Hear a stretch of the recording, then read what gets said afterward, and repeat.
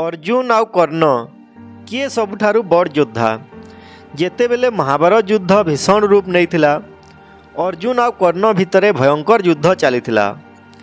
अर्जुन जेतेबेले कर्णर रथ के सर मारुथिले, कर्णर रथ 7 पाद बा 7 कदम पछके घुची जाउथिला। आ कर्ण जेतेबेले अर्जुन रथ के सर मारुथिले, अर्जुन रथ 3 पाद पछके घुची जाउथिला।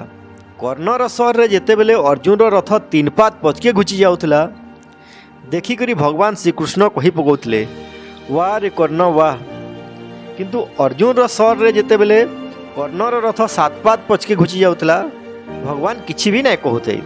ई सबू देखिकरी अर्जुन भगवान श्रीकृष्ण के कहले, हे कृष्ण तुम्हें युद्ध रे मोर आड़े अछ कि कर्णर आड़े?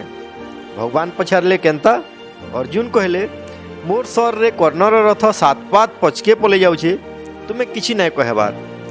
आ मोर रथ 3 पाद पछके घुची गले तुम्हें कर्ण के वाह वाह करूछ। भगवान कृष्ण अर्जुन के कहले, हे अर्जुन मुई किया तुम्हें जानिछ? अर्जुन कहले, हाँ प्रभु तुम्हें ब्रह्मांडर स्वामी ए जगतर नाथ। भगवान कहले, हे अर्जुन मुई मोर आंगठी गुटे रथ उपरे रखुचे, तुम्हें तुमर पूरा ताकत लगे करी मोर आंगठी के हले देख। अर्जुन निजर पूरा ताकत लगे देखले, किंतु भगवान रो आंगठी गुटे के हले नहीं पारले। भगवान कृष्ण कहले, अरे अर्जुन तो रथ रे मुई ए ब्रह्मांडर स्वामी बसीछे, आउ तो रथर उपरे हनुमान बसीछन, जहार लेंज के भीम भलिया ताकतवर योद्धा हले नहीं पारले।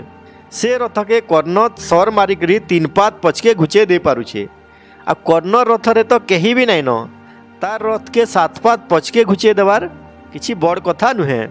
आपण मानकु काना लागुछे अर्जुन आ कर्ण भितरे किए बड़ योद्धा थिले? कमेंट रे निजर मतामत दौन।